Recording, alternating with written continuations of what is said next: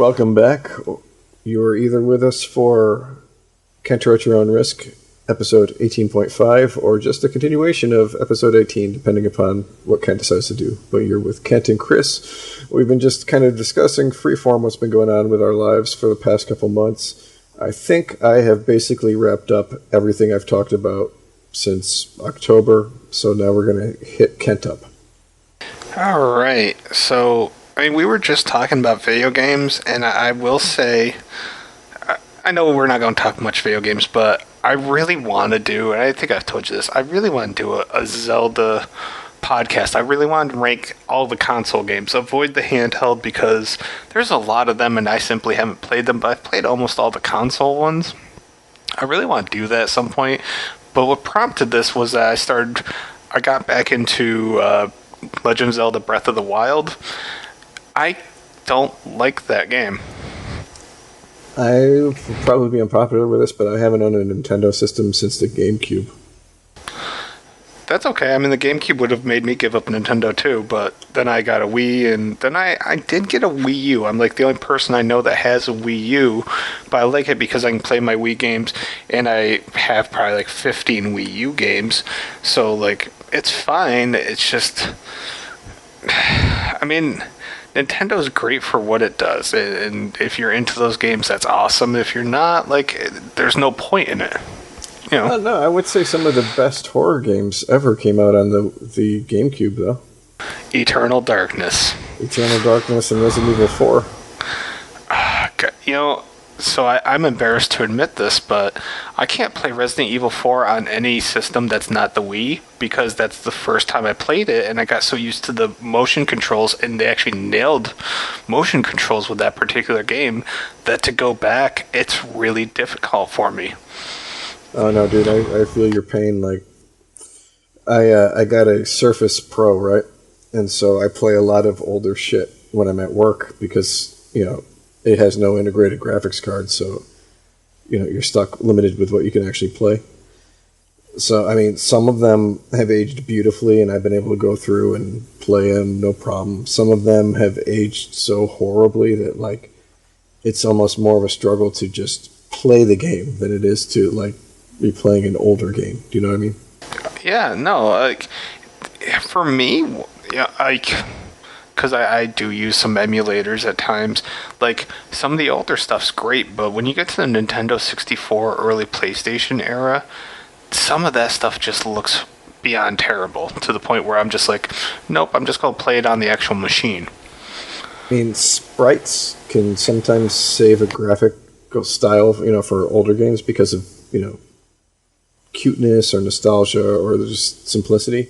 But when you get into that, like, that old 3D polygonal shit, where some of it was just bad, yeah. Yeah, it's that's the stuff that makes it really difficult. But I did last year, toward the end of last year, I played through Earthbound again, because that's just a game that I will forever love from the Super Nintendo. And I was the only person that really knew about Earthbound out of my circle of friends until, like, Smash Brothers came around and brought out Ness, and I was like, oh, I know that guy, and nobody else did. But now it's popular, but they never made they did make one more, but it wasn't, I don't know, they didn't make another Earthbound itself, which is a shame, because I'd be all over that. Yeah, I got you. The one thing I would add, just video games wise, is I finally was able to get Borderlands 3 for PC, because I wasn't going to buy it on the Epic Game Store. And I just beat it, the main campaign, tonight, and I really enjoyed playing through it. You know, I'm like, God damn it, I hope they don't take like another 10 years to do a sequel. I really liked the game. I mean, I have some fair criticisms of it. One thing I definitely want to criticize about that game is on your mini-map, give each character a different color so you know who is who on the mini-map, rather than everybody be the same color. Like, as I'm playing on Phantasy Star Online 2, everybody's got their own color. I'm like, that's what I've been asking for since whenever it came out, September, I think. So that's one minor gripe, and I really hated the ending to the game. I don't care. I hated that ending. I laugh every time I beat the game, because it almost brings tears to my eyes how dumb and silly that ending is. A lot of the criticism I saw before I started playing it, I'm wondering like how much of it was valid and how much of it has been patched out. You know, like I heard like people were saying like the enemies are bullet sponges and blah blah blah, and the only way you can kill them is with a Jacob's weapon. And I didn't run into any of that playing through. But again, you know, I'm playing it 7 months after release on, you know, not the first PC release, so I don't know how much has been changed and how much of it was just people's impressions. I would say early on, because I mean, I pre-ordered it and played it the first day, and I think it's safe to say that early on, the enemies really truly felt like bullet sponges, and I don't know if it was me getting reacquainted with the game or if they just changed, you know, with updates or whatever. But now that I've played through the game almost 4 full times now. Yeah, I mean, the beginning's just a joke now to me, but the first time, yeah, it was hard as hell. So I really don't know whether the change was within me or within the game. Probably more within the game, I'm thinking. I mean, by the time I got it, we were almost into the second DLC, so they've had a lot of time to adjust. I mean, it's the same thing kind of with, like, The Division. From when it came out to, you know, right before The Division 2 came out. You know, when the first one came out and you could empty an entire clip of fucking sniper rifle bullets into a dude's head and see his health bar just minutely drop. And now, I mean, at least, you know, 1 or 2 sniper shots, you're pretty much guaranteed to kill any non-yellow bar enemy. So. Quick question, who did you decide to play through as? My first one I went through as Zane. I was originally intending to play Amara because I've never played a Siren in a Borderlands game, at least on, you know, my initial playthrough. And then my mom chose her, and I was playing through with her. And I was like, well, maybe I'll do Flack because he's a pet class, and my brother chose him. So I was like, everybody says how easy Moze is and how hard it was to play Zane, so I'm like, I'm gonna play Zane. I'm gonna play the hard guy at the start. I'm not gonna lie, like, I just soloed the shit out of the fucking Circle of Slaughter, the Torque one, while my mom died by myself. I was like, I'm awesome. So it's funny because Zane was my first and Amara was my second and Moze was my fourth, and Moze is the only one I haven't finished, although I'm on I'm at Necker Tefeo. But Zane really had a huge learning curve. I think he had the hardest learning curve, but he was fun as hell. Like, I don't know, did you use Doppelganger? I've spec'd for the Sentinel and the Doppel clone. Okay. I really enjoy his playstyle because so much of it is based around movement, and like most shooters don't have that. You know, like I'm spec'd him into like kill skills and, you know, the Doppel being the the taunting decoy. Yeah. I based most of mine around the Doppelganger with a little bit on the shield, the barricade or whatever. And I had a blast with him. Now, technically speaking, though, Mara I've played the most with because, quite frankly, she's just overpowered as far as I'm concerned. And I have a lot of fun with that at times, especially if I'm just grinding for gear. But yeah, I liked all the characters in totality. Flack was actually my least favorite because my pet would just get in the way when I'm trying to collect stuff. I don't like that. One of the things that I liked about the game a lot was how much more interaction your character had with like what was going on around him. You know, like people would talk to him and he'd respond more than just like one line at a time. Sure. But yeah, some of the cutscenes, it's like you weren't even there, and I'm just like... At all of the cutscenes, you weren't even there. I mean, that's the only way they could have any other shit going on, because I'm like, the first time Tyrene and Troy showed up, and I didn't just, like, shoot the shit out of them before they fucking were able to do anything. Yeah. God, I could go on and on about the game, but I'm not going to, but yeah, that I liked the game, and I haven't played through the second DLC. I plan on it. Like, I plan on everything else. There's just so much stuff to do, and alright, this is horrible, but, like, there's so much stuff to do, so, like, every day is kind of like a new day to start something fresh, and then, like, I kind of end up in the same vicious circle of not getting a whole lot done, but I mean, I guess that's what this part of the podcast is going to be, because I'm going to talk about the things that I did actually get around to. But I'll start with horror, since that's what people are here for. I saw Three from Hell. Actually, I was gifted Three from Hell, and my friend Christy knew I wanted it, and I'd pre-ordered it, then I'd canceled because I ran out of money. So like, she gave me her digital code. I watched it. I had a blast with it. I know it got like a lot of negative reviews, and I feel that a lot of the negative reviews also probably came from people that may not have liked the franchise in and of itself, because I feel if you liked the franchise, this would have felt at home. That's all. Like, if you didn't like the franchise, this certainly wasn't going to change your mind to suddenly be like, oh, this is amazing. But I had a great time with it. And God, one of the dudes from Sons of Anarchy and Mayans was in it, who I'm a big fan of. Can't think of his name right now. It's like, his character's name was Aquarius, I think. I thought that was a cool name. So that was, I guess that's my starting point here, because I have, all right, I as you know, I have way too many films digitally, so I'm just trying to go through my list to see like what I've seen since we last talked. But I have 777 movies on Vudu, so it's going to take a few minutes to kind of see everything. God damn it. Okay, Bad Times at the El Royale. Have you seen that? I fucking love Jeff Bridges, man. I really like that movie. That movie is great. I was surprised by Chris Hemsworth.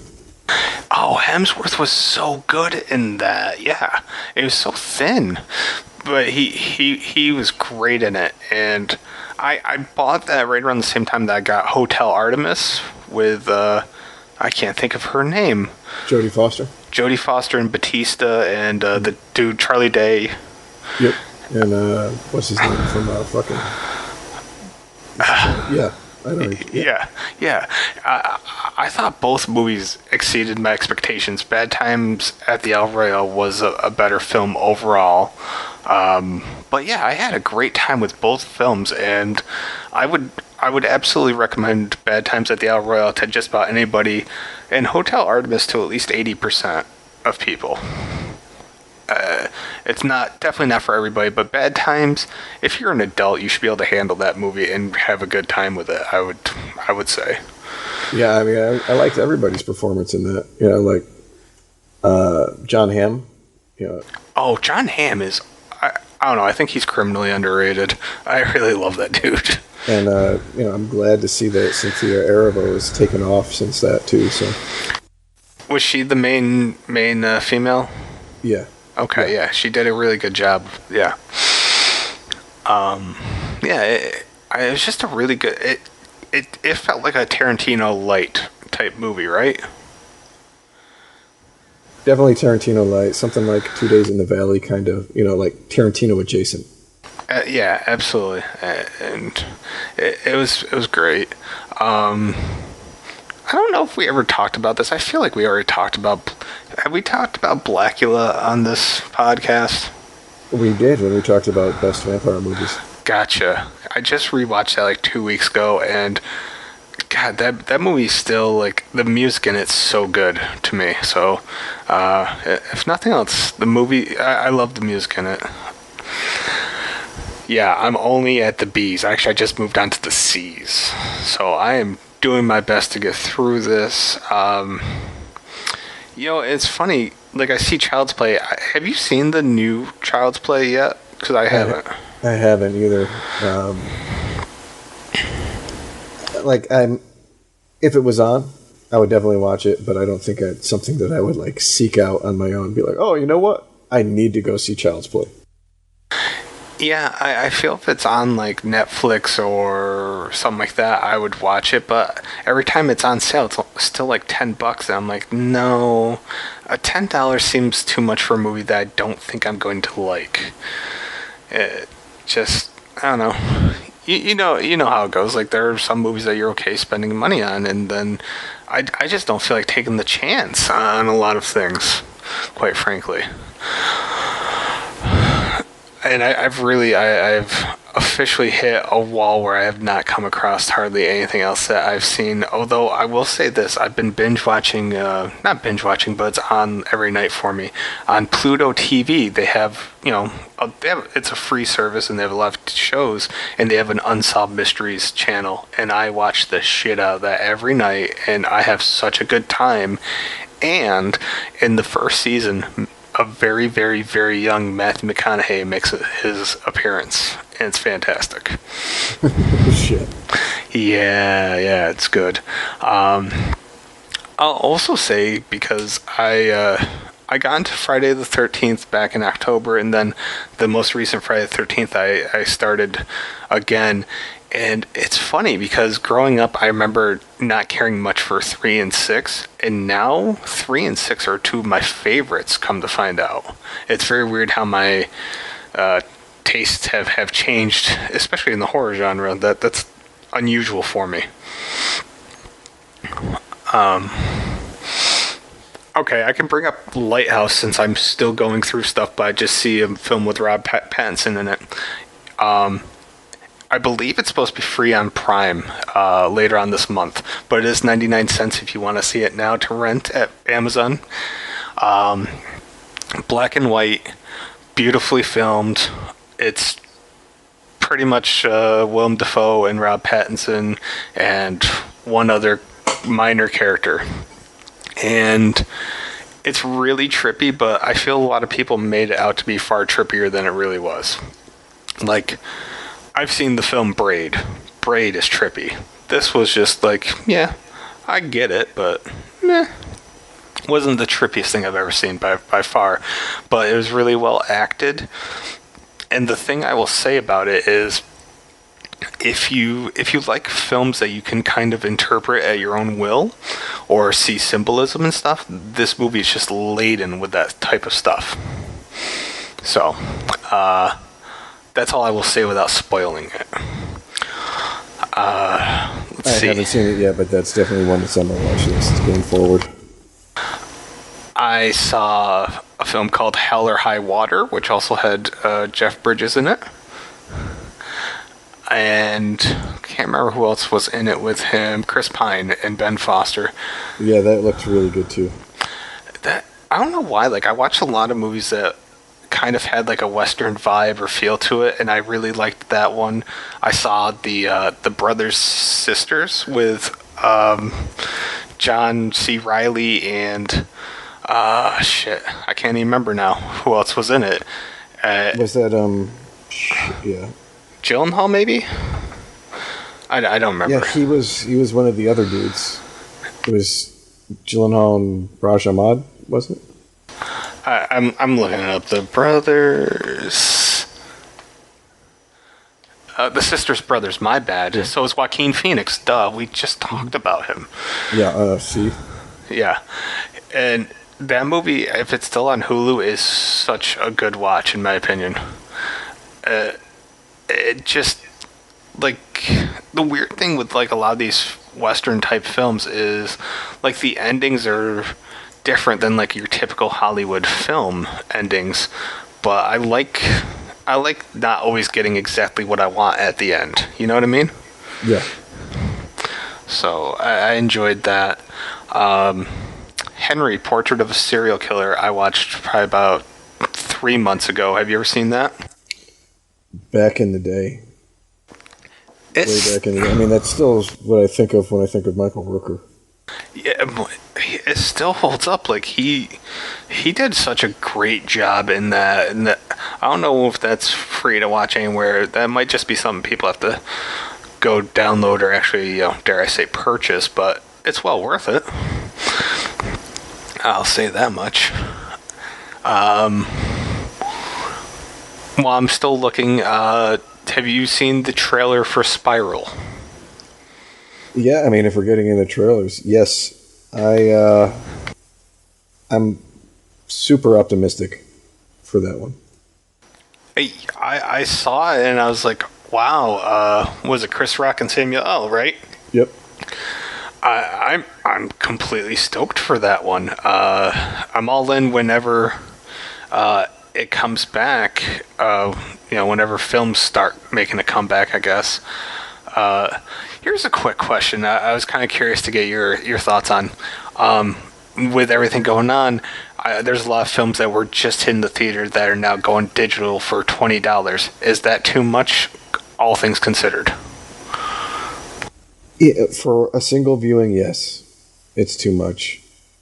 I think $10 would net them more profit than the $20 is.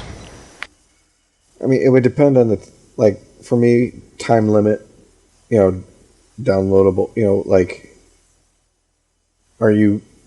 are they going to make you pay $20 to watch it and then down the road make you pay another $20 to purchase it?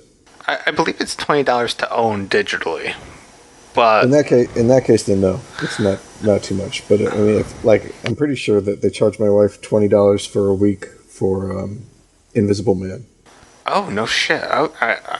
My understanding was that it was to own, but I could be. I haven't even tried to because I was just like I saw the price tag. I'm like, I don't really like paying more than $5 or $7. Like with the exception of like the brand new films like The Joker 1917, I paid $10 for, but 10's my limit. Yeah, I mean, it all comes down to is it worth it paying $20 now, or did I just wait 4 months from now when it comes out and I can pay $20 and own it for the rest of my life? Yeah, I'm a big if I'm just renting something, I do not want to pay more than $2 or $3. Honestly, you're going to drop $8 to $10 at the theater, possibly more. I don't know how much it is in nice theaters anymore, but if we say $10, I mean, I get it. Two people watching a movie, they're going to pay $20. You may as well pay $20, but I don't know. It's just weird to me. Have you seen The Nice Guys with Russell Crowe? Yeah, I love that movie. It's funny as shit. And, one of the guys I think is underrated, and I wish he got more work, was Matt Bomer, the bad guy in that. Matt Bomer is in something coming up, I believe. Something relatively big that had my attention. Do you have any idea what I'm talking about? I'm sure I could probably look it up. But off the top of my head, no, I can't think of. I'm looking him up right now because there was something that I saw. I was like, oh, Matt Bomer. Okay, cool. Oh, no. What it was like the new, I want to say the new bad guy in the TV show The Sinner. And that had my, I've never seen The Sinner, but it looked good. And I'm a fan of Matt Bomer. So, that got my attention. So, yeah. There was no way in hell you would have known what the hell I was talking about. Yeah. Yeah. So, good on me. Alright. Now, this is old stuff to talk about, but over the past, I don't know how many months, I slowly but surely showed my friends Tom and Kaylee the Phantasm franchise. And I sit there, because I was curious, what it would be to somebody that's never seen the Phantasm franchise, and I don't know how those movies even got made. Looking back, I enjoy the hell out of them, but I mean, they're really not that good. I liked part one's really good, and they all entertain me, but are they really that good? I would almost say that if you got somebody willing to do the right treatment, that it's due for a reboot or remake, but I don't think you would ever find somebody who is able to capture the whole vibe of the franchise in and of itself. I mean, it's like you've said in past podcasts. I mean, where else are you going to be able to watch a movie where an old dude throws his balls at a kid's face? Yeah, I mean, that's a tough sell to a lot of people, but it's a worthwhile endeavor, no doubt. It's fantastic. Angus Scrimm is... have you seen all 5 of them? I have not. I've only seen the first 3. Part 5, I don't know, I still stand by this. Part 5 actually makes me sad. Because you just see, it's kind of like The Expendables, only the sad edition of The Expendables. These guys that you grew up, watching, and now they're just old, and it's just a weird, sad state of affairs, I guess. I don't know. Phantasm 5's really it's okay, but it's also very sad. So, I will say right before I contacted you and you said you were ready. I was actually watching Quarantine because it's only a 90-minute movie, and I got thinking while watching Quarantine, like that's a movie where like right from the get-go there was no way out. Like you were screwed. Like most films you have kind of an option of not being completely screwed. That movie you had there was no option, right? Like you were dead. Yeah, that's one of the ones where there's like, yeah, it doesn't seem like it when you're watching it until you get to the end, but once you figure out what's going on, yeah, you're fucked. Like there was just no. And also, I also have Wreck, which is the original Korean version, and apparently on Vudu, from what I can tell, they only have the English dub. They don't actually have it where I can just listen to the original audio. I hate English dub in that sort of thing. I really do. Yeah, I mean, it depends on how much time they spend on it, but there are very few movies where the English dub is better than listening to the subtitles. Yeah, I would agree with that. I mean, what troubles me the most is watching how the lips don't sync up to the words. So in that case, I'd rather just hear the Korean voice and read what's happening. I don't know. Like in cartoons, obviously it works because you're not trying to match up the mouth so much. Yeah. So another thing we were going to talk about movie trailers, and I'm trying to switch between movie trailers and finding other things that I've watched. Right before we came on here, I came across Peninsula, which is the sequel to Train to Busan. Have you watched the trailer? I have. It looks fucking amazing. I'm all in. Is the same person who did the first one doing the second one? Yep. He is. I don't know if it's the director or the writer or the producer, but that is super exciting. I'm very excited about that then. Well, I guess I've kind of gone through all the movies that I've kind of sort of watched without going through like all my other stuff. So movie trailers are where it's at. What other movies have you seen? I know we were going to talk about Candyman, and that's something I did see the trailer for. Yeah, the only two real horror movies I can think of, like mainstream ones that off the top of my head was Quiet Place 2 and Candyman. All right, let's talk about Quiet Place. No, that didn't hit theaters before everything happened, right? I don't remember if it was in theaters for like a couple of days and then they shut them down or not. But yeah, I mean, they've pushed it back. It's got a new release date later on in the year. I don't know exactly what it is, and I'm too lazy to look it up right now. But I love the first one, and I think this looks like not necessarily more of the same, but enjoyable in the same vein. Yeah, I would agree. And you know, it was funny. I was watching the trailer with somebody, and they're just like, "I really like the daughter," and I'm like, "Yeah." Out of everything from the first one, as much as I liked a lot of things, I really liked the daughter. Millicent Simmons is her real name. I'd like to see more of her, and I like the fact that Cillian Murphy is in the new one.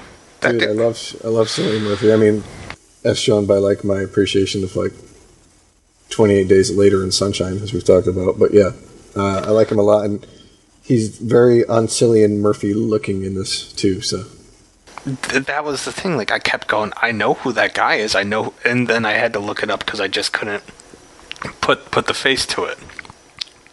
But yeah, I'm cautiously optimistic, despite saying when we first heard that there was going to be a sequel, I was like, it's not going to work.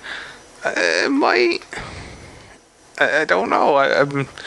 The trailer looked okay, so I don't know. I'd like to be proven wrong. We'll go with that.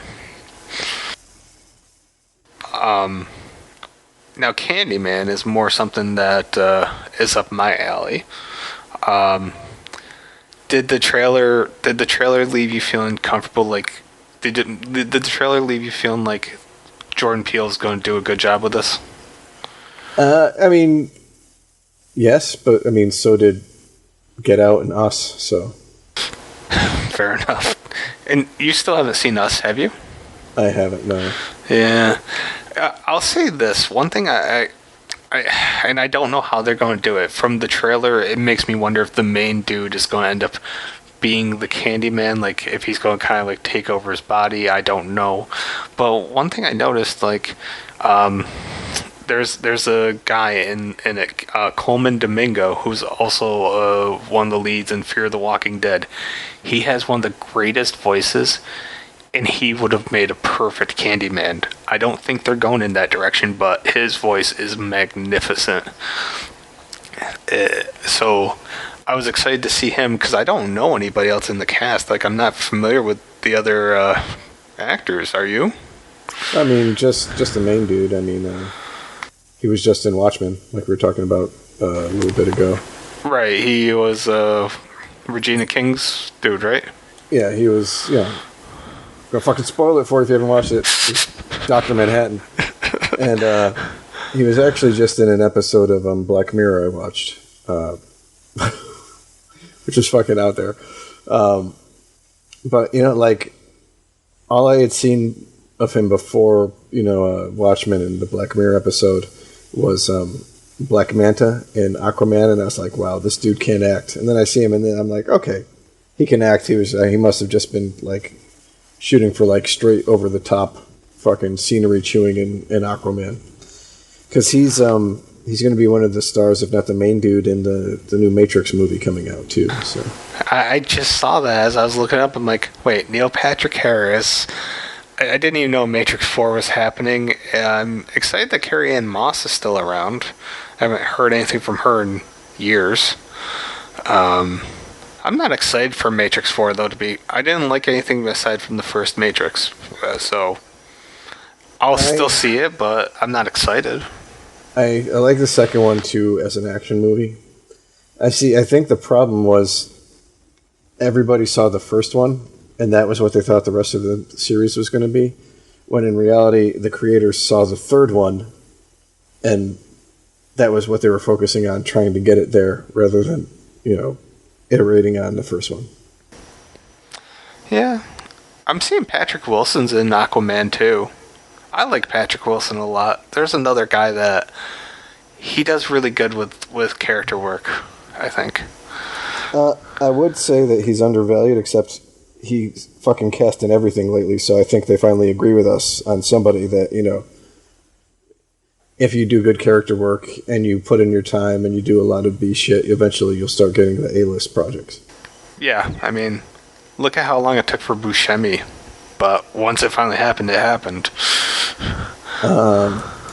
One of the interesting things I found out, and you don't get this by watching the trailer, is did you know that the dude in Candyman is the baby who's saved at the end of the original Candyman?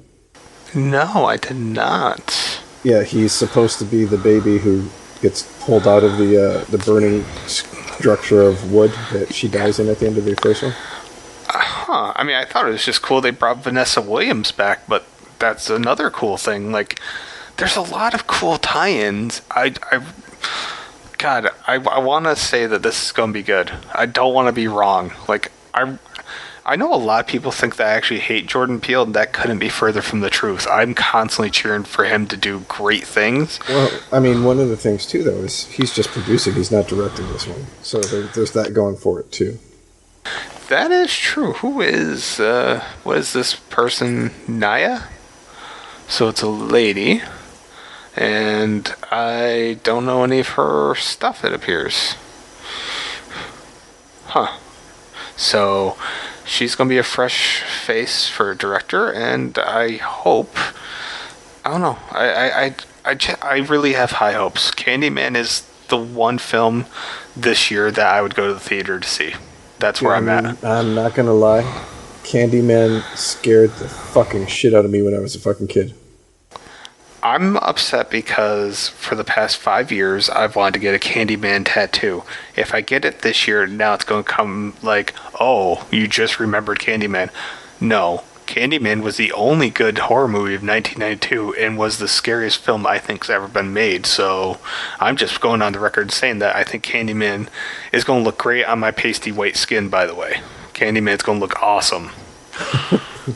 Like, it's true. Like, some tattoos look really good, depending on skin tone.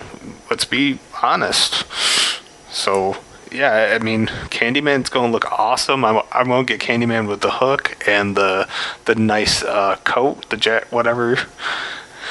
Like, I'm really excited to eventually get that tattoo, but it will be the original Candyman. And I know Tony Todd's also in the trailer, right? We hear his voice. I don't think I actually saw him. Yeah, I think it's just the voice, but goddamn, I love Tony Todd. I'd like to see him have some kind of career resurrection. Like, I know he was in Hatchet, and that kind of helped, and then he did Death House, which I didn't like Death House. Did you see that? I did not, no. So I've had two friends that have seen it. One felt the same way as me, and one thought it was a freaking masterpiece, and I feel like they were not watching that film while being completely coherent. That's all. Yeah. It didn't work, and I wanted to. I love Kane Hodder, but it didn't work.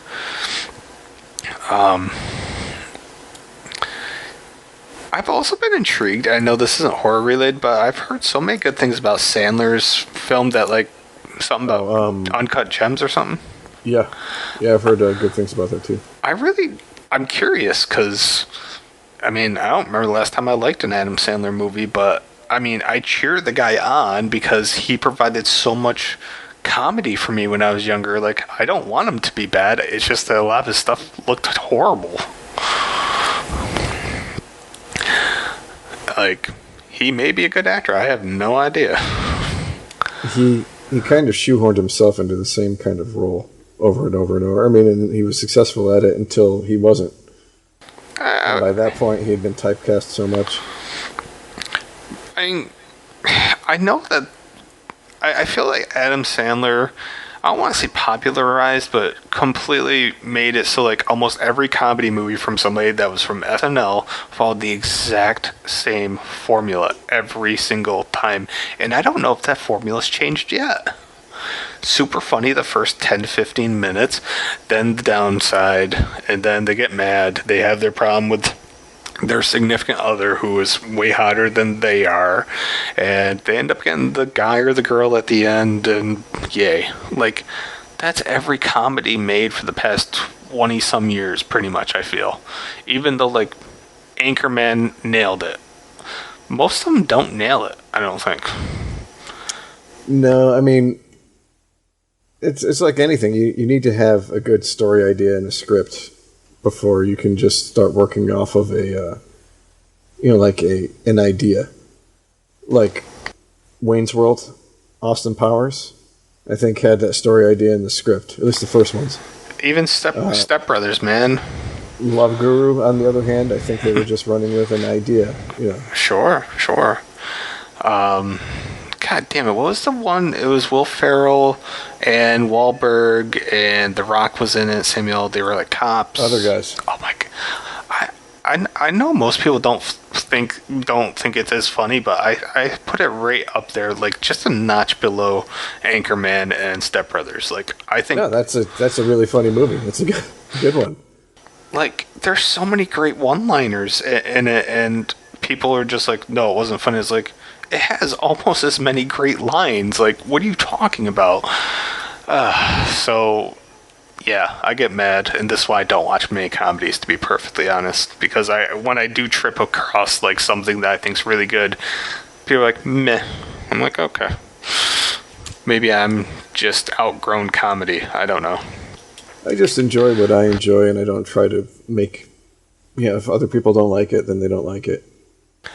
Like, comedy is definitely one specific type of movie that is almost individual to every single person. There's no very rarely is there like any movie that you can show people and just say, okay, this is funny. Everybody gets it. Everybody loves it. We're talking about this, and I want to say I came across this list. It's just 25 best movies on Amazon Prime right now, and I just kind of wanted to go over it because I figure if people are listening to us, they may want to know like some decent movies that are on, and I feel like you can add some insight on some of these that I've never seen. I've never seen Planes, Trains, and Automobiles, and everybody tells me that I'm an idiot for having missed that. Would you agree? It's good. I don't know if I would say top 25 on Amazon Prime. I mean, there's definitely funny scenes, but I think both Steve Martin and John Candy did better movies. Actually, I just bought The Jerk, and I've never seen that either. I'm looking forward to that. It sounds funny. It's a good movie. One of the things that I find interesting is as he got older, Steve Martin tried to do much more serious stuff, and he's written and actually directed some pretty good movies. Was he directed off the top of your head? I know he did one that I remember. Well, let me make sure before I go and put my words out into the ether. I've only seen a handful of Steve Martin movies. Now, I have a Best of SNL Steve Martin, and that DVD is fantastic. I've watched that almost as much as the Best of Christopher Walken DVD that I have. Oh, maybe he actually hasn't directed it. Maybe it's just writing it or something. But, well, that's all right. At least he's doing something. Maybe not as much that okay. Maybe I'm fucking just losing it. But anyways, yeah, no, I know he's written some books. That's how I'll save my... Well, there goes Chris's dignity. Right out the window. I don't have any dignity at all. Obviously, or else you wouldn't be doing this with me. That's true, too. All right, to continue on the list, because some of them were not much to comment on. Hereditary, which we've talked ad nauseum at this point about, but we both liked it. Yeah. The Graduate, I've never seen that. Have you? Yes. It's a pretty good movie. Yeah, I mean, people just tend to remember the one scene, and that's all they remember. Or maybe the two scenes, with the seduction and then the iconic wedding scene where he runs in at the end. But go ahead. It's the Mrs. Robinson thing, right? Yeah. Yeah. Are you trying to seduce me, Mrs. Robinson? I've never seen it, but I mean, I've heard stuff about it. Just one of those things. It's one of those things, though, like movies that happened before we were born. Like, sometimes it feels like a chore to go back in time to watch something that doesn't sound super great that was probably great to people at that time. Trying to get millennials to watch movies from the 80s can be a fucking chore. Oh, yeah. No, it's like... I'm reminded of watching, Civil War when Tom Holland's like, hey, you remember that really old movie, Empire Strikes Back? And I'm like, what do you mean? I'm like, oh, shit, yeah, somebody young like that, it probably is really old at this point.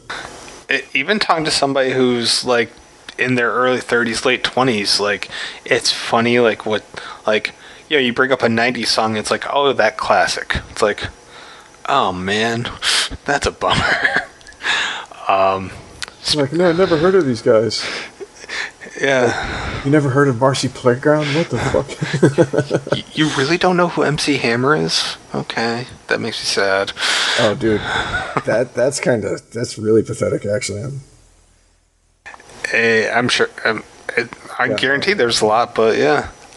Speaking of Civil War, Avengers is number 22. Clearly, they're not ranking them; they're just throwing names out there.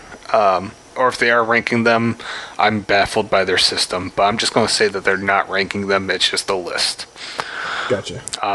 Number 21 grabbed my attention, though. It's a movie called 8th Grade, and I believe it's done by the A24 production studio, which also did Lighthouse, Hereditary, The Witch, Midsummer. And I've heard great things about 8th Grade. It doesn't sound like a movie that would be my type of film, but I kind of want to give it a shot since it's free. I guess it's more like a really good depiction of being a modern day eighth grader, I guess. Mm-hmm. So, I don't know. Number 20 was Some Like It Hot, which I'm never going to watch that. Yeah, I'll skip it. Number 19, Fighting With My Family, is the story about WWE wrestler Paige, and I would definitely watch that because I watched one of her documentaries, but I'm also a hardcore wrestling fan, so... It was a pretty good movie. I actually saw that in the theater. I mean, I don't know how exactly accurate it is. From what I understand, I mean, they took some liberties, but it was pretty funny. I mean, and it was heartwarming. I mean, that's you know, like that's the biggest thing I can say. Like, it's a good family movie. I assume where in her career does the film end? I think basically right after the first title shot. Okay, because like the documentary touches on like. She had neck injuries. She finally makes it back, and she's wrestled like 3 matches, and she gets another neck injury that ends her career. Like, she was out for like a year, comes back for like 3 matches, career-ending injury. It was like, I felt horrible for that girl. Yeah. Like, just a sad, it happens with athletes, but geez. Number 18, Blue Velvet. I've never seen it. That's one of the ones that like I feel I should have seen. Because it's Lynch? Yeah, and so many people listed it iconic. It's like referenced in other movies where people talk about movies, and I've never seen it. Yeah, I 100% agree and feel the same way. It's one of those things I've heard enough about. It's been referenced, but I don't know the references. See, like, again, it's another one, like, I haven't liked a lot of Dennis Hopper that I've seen. I think he found himself, like, a niche when he started, and he's played the same character in almost every single thing since then. But, this is one of the ones I hear is one of his better performances, too, so. Fair enough. Number 17 is a personal Kent favorite, and I think you enjoyed it too. Cabin in the Woods. Oh, dude, I fucking love that movie. Man, I wish it had been a mermaid. Oh God, it's so many good lines. It's just, I don't know, everything about that was great. Number 16, Platoon. I haven't seen that in like 20 years, but I know I like that movie a lot. It's a good movie. It definitely gets by more on like Willem Dafoe than it does by Tom Berenger or Charlie Sheen. But at the same time, I think there were better Vietnam movies that came out in the same era that probably didn't get as much hype as Platoon did. I will argue with people that there are better Vietnam movies percentage-wise than there are any other war movie. Because a lot of people are like, World War II movies are the best. I'm like, Vietnam movies are so good, though, by and large. Like, yeah, Platoon isn't nearly as good as, like, The Deer Hunter or Full Metal Jacket. Help me out here. I mean, yeah, there's a ton, like Born on the 4th of July. Yeah, I mean, but like it's hard because even though they're war movies, they're telling different, it's different themes that are touched upon between World War II and Platoon. Wasn't there one with like World War II and Vietnam? Like one with Michael J. Fox, right? Shit, yeah, I think so. I can't think of the name of it. Michael J. God damn it. I remember liking it too, because like, I don't know, didn't they like rape some of the women and he was opposed to it or something like that? Casualties of War, I think it was. Yeah. Yes. That movie was really well done. Who else was in that? Sean Penn, John C. Reilly, John Leguizamo, Ving Rhames. Jesus. All these good Vietnam War movies tend to have great cast. I've noticed.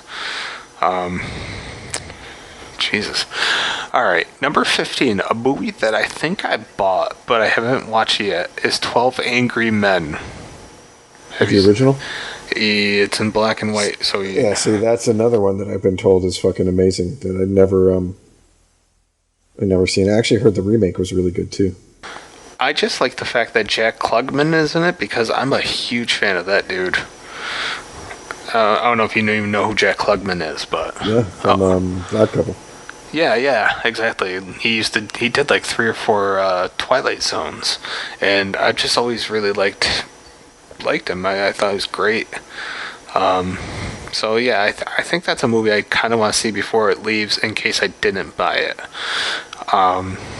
Number 14. And I don't know how to pronounce this properly. The Mechanist or Mechanist? The Christian Missionist? Yeah. Okay. Have you seen it? No. No, that's one that I've heard so much good shit about, but I never actually watched it. Yeah, I feel like this might have been one of Bale's first films where he did like the whole transform his body type thing. Yeah, it was one of the ones where people started really realizing like how much of a method actor he was. I remember that. I think he lost like 90 pounds or something, some insane amount of weight to do that. Yeah, I mean, he was just so thin. It's creepy. I definitely want to see it because I mean, Bale's another guy that, by and large, if you tell me Christian Bale's in it, I'm good. I'm good with watching it. I will take that chance.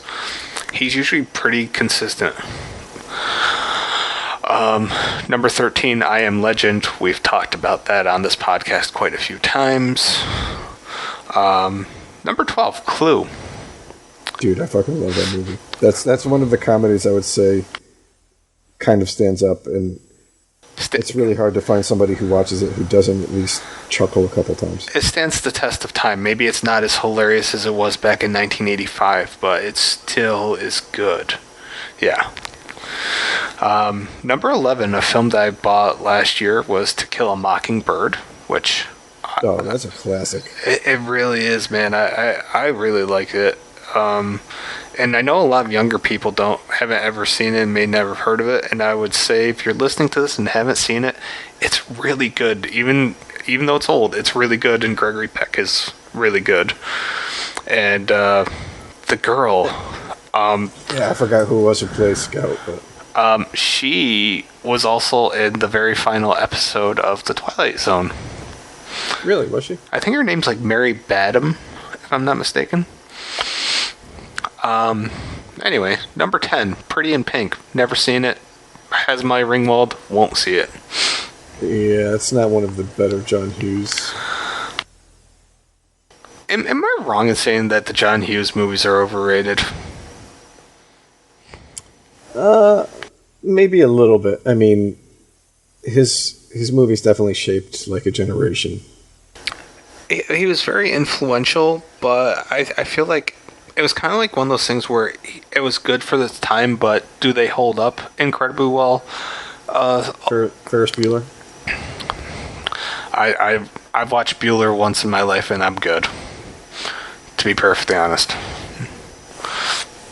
Like, I love Ferris Bueller, so that's I didn't see Ferris Bueller until late 90s, early 2000s, so that also changes things. Yeah, definitely. Compared to seeing it when it came out. Right. I mean, it's one of those things where just life is different now than it was then. So. Oh yeah, it's so different.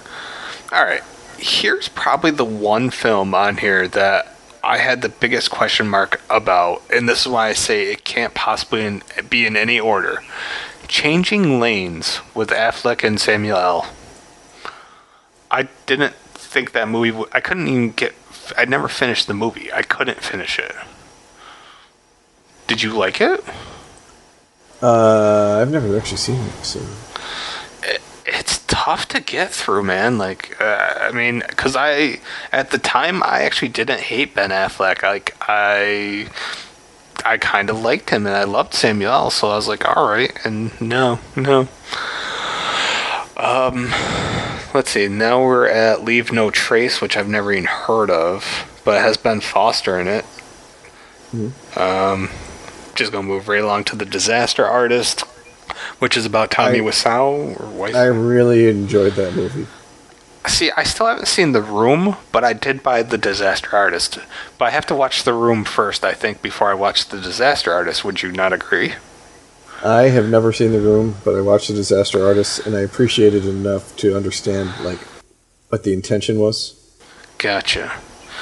I mean, it had a great cast. It sounded good. So, I mean, I think it was like $3 to buy. So I was like, all right. I would say that you definitely will get your money out of those $3. Fantastic. That's just a guess, but yes, I would say that. All right. Number 6 was Captain America: The First Avenger, which, whatever, is fine. Number 5. This is a movie we don't ever talk about, but me and Eric, we talk about this, and this is a movie that we both agree should be remade with the right people. Highlander. Dude, yeah, they were talking about it. Wait, they were? Yeah, for a while. I think it's on hold now, but Batista was going to play the Kurgan. Oh, okay. Huh. Like, I mean, we were trying to like think like who would we cast for that? Like, I don't know who you replace Connery with, and we like in the main dude. Connor. Yeah, Connor McLeod. But Connor McLeod of the Clan McLeod. like, just think about like how far special effects have come along. Like, I think they could make that into a huge blockbuster film. Like, Yeah. and Batista's really turned into a really good actor. Like, I know I'm a little biased, but quite frankly, every time I see him, he improves a little bit. Yeah, no, he's, you can definitely tell, like, his first couple movies, it's been like anybody transitioning from wrestling into, the more serious side of acting. It's a little rough. The Rock was rough. I mean, look at the Scorpion King. And then look at where he's able to go now. I mean, he's definitely upped his game. Yeah. Same thing with Batista. Like, you look at where he was with, like, Drax, and then you look at something like Bushwick, which I thought was pretty good, so. I have Or Hotel Artemis, like you're talking about. Yeah. All right. Number 4 is a Kent classic. I will always recommend this. I don't care, even though I shouldn't recommend this to everybody. But Bone Tomahawk is free on Amazon. Dude, yeah, I can definitely say we should not recommend that to everybody. But if you have a strong stomach, it's a good movie. A really fucking good movie. And like in the description, it brings up like how horror and westerns rarely are combined, but when they do, like. I would say like the Ghost in the Darkness was kind of a horror, and I liked that a lot. But Bone Tomahawk is so good, so good. I love the performances in it. Oh yeah, I mean, well, Patrick Wilson, who we already talked about. You get Kurt Russell, Richard Jenkins, David Arquette, Sid Haig. What's his name? Fucking dude from Lost. Oh yeah. Matthew Fox, right? Yeah. Yep. Yeah, that everybody. Richard Jenkins will make you laugh at least 4 or 5 times. If nothing else, he will make you laugh in a movie that is not at all funny. Like, he's just great. All right, number 3, Hellraiser, which we don't talk a lot about, but I don't ever have much to say about Hellraiser, to be honest. I was actually just talking about it the other day with somebody at work, and I was like, it hasn't aged well. No. Do you think it could be remade though and do any better? I don't think so. I don't know. Like, see, I wonder how much of it would it work better if you divorced it from Clive Barker, or would it work better if you remade it with Clive Barker? Like, I don't know how much of that's a tough call. What the answer is. I don't either. That's a good question, but because like some of his stuff he's done has been great, and some of it I think he's gotten in the way of what could have been a better movie. Well, isn't that what horror writers tend to do? They get in the way of their really great projects, or they disown them in the case of The Shining. Yeah. It's kind of funny how that works. So I'm going to say you go away from Clive Barker, and just go for it, man. I don't know. I'd really like to see it reinvented, but I don't think it'd be a commercial success, to be perfectly honest. Yeah, like, I don't think the S&M scene is seen as, kind of as outside as it used to be either. So. Oh God, no. I mean, it's amazing what 30 plus years have done to social acceptance on a great many things. Hell, even in The Stand, I'm listening to Larry's mom, and she's like, "You got that black voice," and I'm just like, "Yep." I don't think they would say that anymore. But I'm like, I don't know if she meant that insultingly or not. I think she kind of did. And I'm just like, okay, well, when they remake that for CBS whenever, I'm sure that won't get in there. So, anyways, to finish up this list, number 2, It's a Wonderful Life, which I've never sat through the whole thing. I don't know if I ever will. I love that movie. But.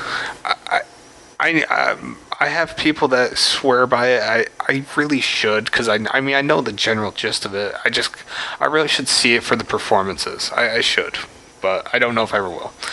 And number 1, The Good, The Bad, and The Ugly, which is another one. I've never seen that trilogy.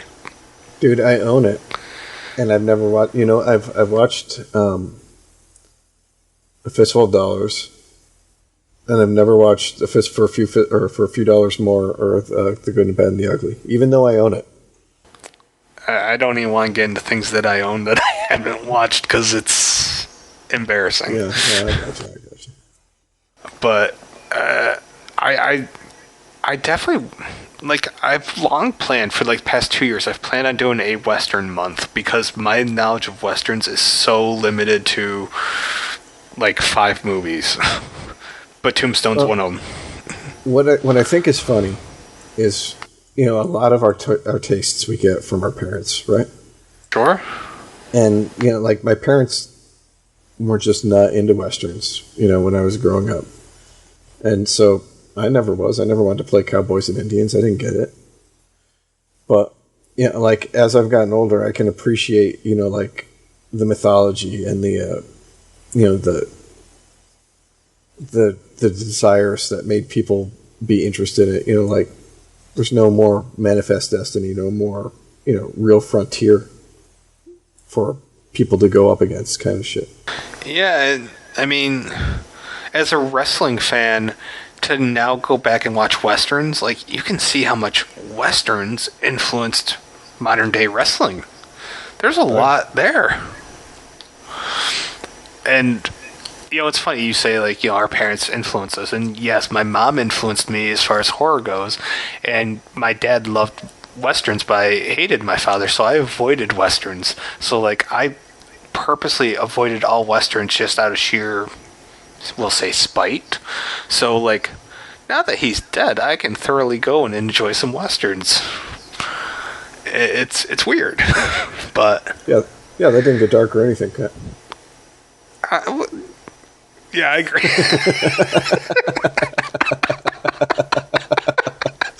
I have nothing. I stammered and I have nothing.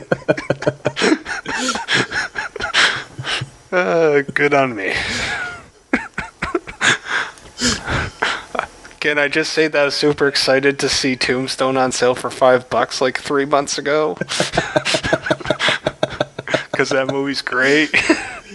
And the Sam Elliott commercial with Lil Nas X is great. Just gonna go to Old Town Road. Oh my! Yo, I love that video. Have you actually seen the video to that? Yeah, the video's really good. Raylene had never seen it. She didn't want to. She's avoided it. She's like, well, now I just don't want to see it. I'm like, all right. So then I waited for like an opportune time, like when she'd be upset and not aware of what's happening, and showed it. It was great. Also, the Baby Shark song she'd never heard until I introduced that thing. And I have some Baby Shark cereal. It's not bad. Ugh, fucking Baby Shark. see, here's the thing. I don't have kids, so I don't have to tolerate any of that nonsense because I think they'd drive me up a fucking wall. But just as a single man, like just hanging out by myself, yeah, I can jam out while playing a video game to Baby Shark. Also been jamming out to Jimmy Sax's version of No Man, No Cry. Great song. Okay. I haven't heard it, so. If you like the saxophone guy from Lost Boys, check that song out. I feel like you'll feel good about your life. I might have to then. Yeah, like Jimmy Sax, No Man, No Cry. I hope all three of our listeners are gonna go listen to it now. I'm very disappointed. Amazon don't even have it. Like I asked my female friend here, who's an electronic device. Yeah, she always plays the wrong version because they just don't have it, which is sad. But with that being said, let's just quickly we'll promote that for the next podcast, whenever the hell that may be. Really depends on your work schedule since you've been working a lot. We will touch on best sequels in a horror franchise. We're limiting ourselves to one film from a franchise. So I can't do Nightmare on Elm Street 3 and 4, which makes me sad.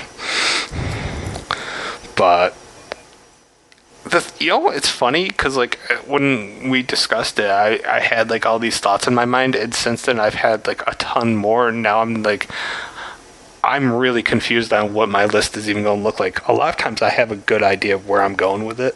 This time I don't. Yeah, I would really have to seriously think because it's going to be a tough one. Yeah, and as we talked about, I said I think that our lists are going to be fairly different because I imagine that you and I, if you and I both include a film from Halloween or Friday the 13th, we're probably not going to have the same movies. This isn't clear cut. Like the only thing I can think that's actually clear cut is 28 Weeks Later is probably going to appear on both of our lists. Aside from that, I don't have any idea.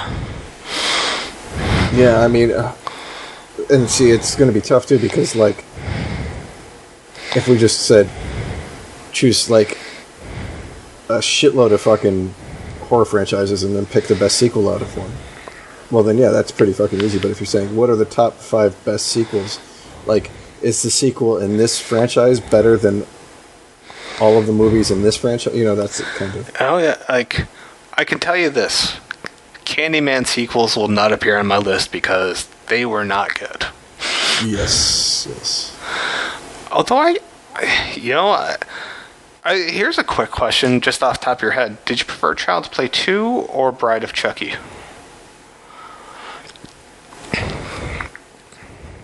Child's Play 2. I feel like we'll have to rewatch both of them because I feel that's closer than. Like I liked both.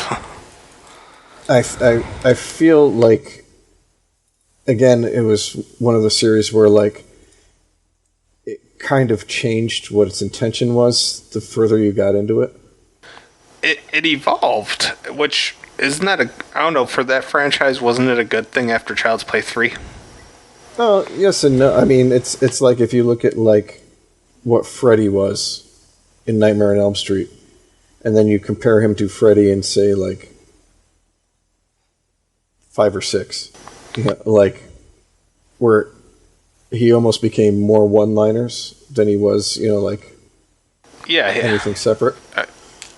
I feel like a lot of franchises, when they start getting not necessarily played out, but further into they start looking around and they're like, okay, well, everybody thinks Chucky's great when he's telling jokes. Okay, we'll just make him tell jokes all the time, kind of shit. It's tough to bring him back to like dark Chucky, dark Freddy. They succeeded in New Nightmare technically in bringing back, dark Freddy, but that's actually kind of a rare thing, all things considering. Usually they just get. Look at Leprechaun, how ridiculous that got, or Hellraiser got ridiculous. Children of the Corn. Yeah. So like, Actually, I'm a little stumped on Halloween because, uh, like, all right. So let me ask if this counts. With Halloween, are we just going with the original franchise, or does Rob Zombie and the newer ones count? I think we have to make them count because otherwise, that's See, now that presents a huge problem for me because I thought the original Halloween 2 was great, and I thought Rob Zombie's Halloween was great. So, like, this is actually, I think this is going to be a good list for me because it's going to make me really, I'm really going to put some thought into it. Yeah, I mean, think about like Texas Chainsaw too. Oh my God, Texas. Man, that one's going to be, oof. Yeah, I'm excited for this one. I really am. Now, I think I'd be remiss to say, like, we were going to touch on, like, our top 5 or 10 holiday horror, but even after looking at the list that you sent me, like, it just wasn't, I don't know, wasn't exciting, didn't... Yeah, there just wasn't basically everything that I think would have been on the list is something that we've already talked about. Yeah, the feeling of the been there, done that. Oh God, I have to choose one of the Saw. Oh man. That's gonna be tough. Yeah, because 2, 3, and 4 were all really good. Whew. And that's exciting. And all right, here's something I'd like to do this year for October. I'm just going to pre-plan it now if you're down with it. It's one list that we haven't done, and it's a big, important list. Top 10 horror icons. Yeah, that'll be a good one. I really want, like, I want to do that, and I want to do, in October, I want to do best, rate the Halloween films, but horror icons is much better. Well, one thing I want to hit this year, especially it would be cool if it's before Spiral comes out. I wanted to do a discussion of this Saw series as a whole. I mean, I'm down with that. Because I really think that, like, a lot of it gets maligned when it shouldn't. Thank you. I have such a hard time trying to have conversations with people that just, they have it set in their mind that it's just all terrible, it's all torture porn. I'm like, did you really watch it? Did you pay attention? Because there's a lot of substance to the Saw franchise. Like, there just is. There's way more substance to Saw than there was in Friday the 13th, for instance. I mean, I want to say about like 2 years ago. It was before Jigsaw came out. I went and rewatched the whole thing, and I was like, I remember when the later ones were coming out, and everybody was just like, oh, it's another Saw, it's fucking shitty, blah, blah, blah. And I think a lot of the later ones hold up a lot better than a lot of later entries in a lot of other horror franchises. Oh, Saw 5 really holds up well, and the only one I didn't care for, I would say my least favorite is Saw 7 or Saw 3D, whatever you want to call it. Yeah. That was also disappointing to see in the theater. I even like 6 a lot. Like, I think 6 had some of the best twists. Yeah, 6 was good because it was all about, like, the insurance people that wronged him, and it had Eddie Winslow from Family Matters. It had a lot going on for it. And at first, I didn't even like part 6, but then after watching it, 4 times, it kind of clicked for me. And Jigsaw, I really liked Jigsaw a lot, even though the twist was beyond predictable, but still liked it a lot. Yeah, I agree. I mean, so yes, definitely down the road sometime this year I'd like to do one where we just hit the Saw series. All right. I mean, I know we're just bullshitting here, but quite frankly, we've never done, like, best Stephen King adaptations, right? Yeah, we're still sitting on that one somewhere. Well, it's nice to know that we still have ideas and we haven't quite run out of everything yet. Yeah, we haven't got to the point where we're just like, so. Or like, what'd you do?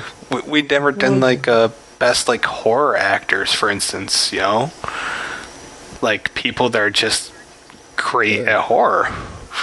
Bela Lugosi type shit, man. Jeffrey Combs. Oh yeah, Combs is really a good pick. Kathy Bates is solid. She's good all around, though. I mean, She really is, but I love her for horror stuff more than anything else. So I guess that's where I'm basing that off of. I got you. But even somebody like Sid Haig had quite a good run in horror, whereas there's other people that have done a huge, like Kathy Bates had a broad spectrum from comedy and fried green tomatoes, and God, she was good in that. I know one that should hit right up your alley. That was Lin Shaye. She's like a no-brainer for me. From just everything that she's done. Who I'd like to see do more horror before he's dead is Ed Harris, because he's got to be getting up there in age, right? He's looking old in Westworld when I see him on the ads for it and shit. Like, as I was watching The Stand, I realized like he didn't have a ton of screen time, but what little time he had, he really crafted that character, and I'm like, he's really talented. I don't know, I think he's very underrated. I mean, I don't think he's necessarily underrated, but I think he doesn't do a lot of shit. But I mean, if look at like A History of Violence and like who he plays in that, and then tell me that he can't do a creepy fucking dude. History of Violence is one of the fantastic, and Viggo Mortensen, man, I'd like to see Viggo Mortensen do like a horror film. He did. Did he? Oh, wait, he did Satan and the Prophecy. Well, not only that, he did Texas Chainsaw 3. Is he in that? Yep. No shit. Yeah, not his proudest moment. Oh, Ed Harris is in the new Top Gun movie. That makes sense. Yeah, we'll go with that. Yeah, I don't know. But see, now I feel better. We just came up with like 4 different podcasts that we have, plus any ideas or suggestions from anybody that's listening to us would be appreciated. I mean, I feel at some point we really should do top 10 best horror video games. I mean, this is a horror movie podcast, but I feel people would be down with that. That'd be good. There's a fucking shit ton that I haven't played that I've seen. Like, I did not realize. Yeah, I mean, for the most part, like console wise, they stay pretty big budget. I would say. You have your Resident Evils, your Fatal Frames, your Silent Hills, but they don't get really into too many indies. I would say, like, there is a shit ton of horror games on PC. Oh yeah, I haven't even touched on in any way. Yeah, no, as a person that has over 1,300 Steam games, I can say that there's a lot of horror on there.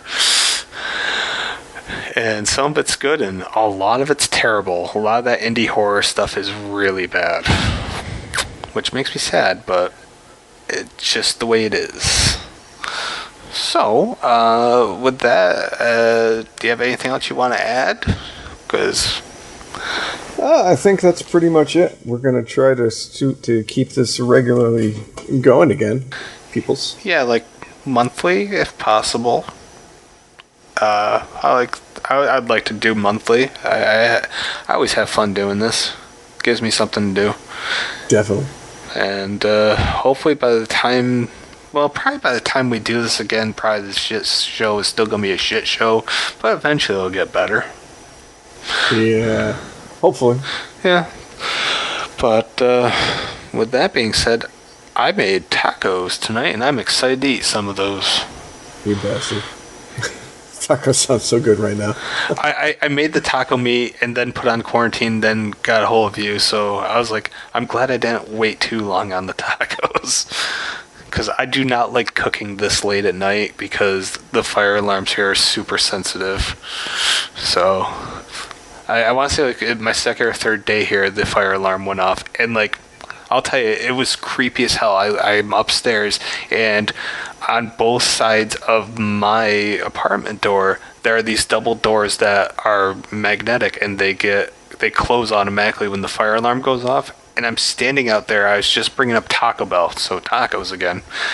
And the doors close, the alarm goes off, and I'm like, holy shit, like, it terrified me, quite frankly. Like, for a moment there, I was just like, am I trapped? Like, I don't know what's happening. So, yeah, just being real, I got scared as hell here. Not a good time. And normally I don't get freaked out over much, but, I mean, unless it's bugs, then I get freaked out. But, I don't know. But, alright, yeah, we will be back hopefully in May or at the latest June. Yeah, I mean, I've got, shit up in the air with work somewhat, but yeah. Alright. Shouldn't be too bad to be able to do it in May. I'm hoping by then I will have seen, I will have a bigger list of things I've seen, because I want to sit down and watch Castle Rock. I didn't finish season 1, and I didn't start season 2, and that... Yeah, I watched all of season 1, and then my wife went and watched season 2 without me. The bitch. I mean, I was going to say that, but I felt that was more your place. Yeah, well, I mean, I can get away with it, maybe. You have better luck than I do. Then again, she's also in the room right next to me, so... Fair enough.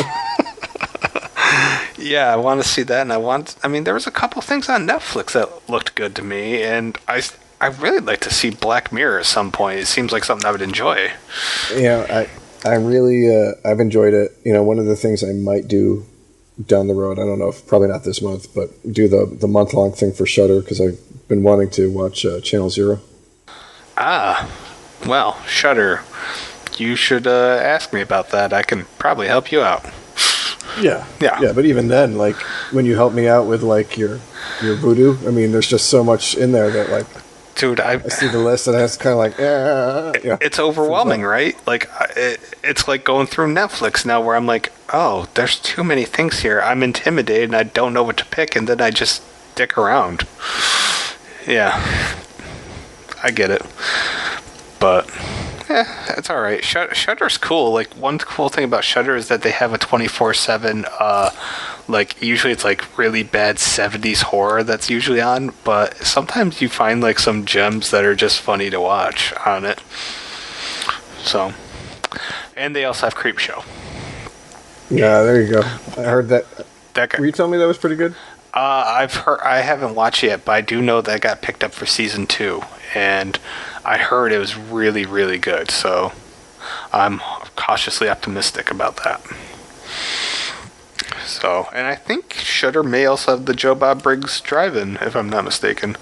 So, actually, Shudder has a lot of good stuff compared to Screambox, which I also have Screambox. But I don't watch that nearly as much as I would watch Shudder. Gotcha. And Shudder, I think, also has 3 from Hell.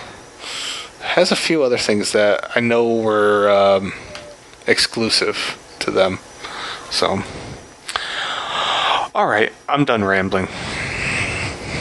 Gotcha. Well, people, we hope you enjoyed listening to us just kind of meander. And we will catch you later. Take care. See ya.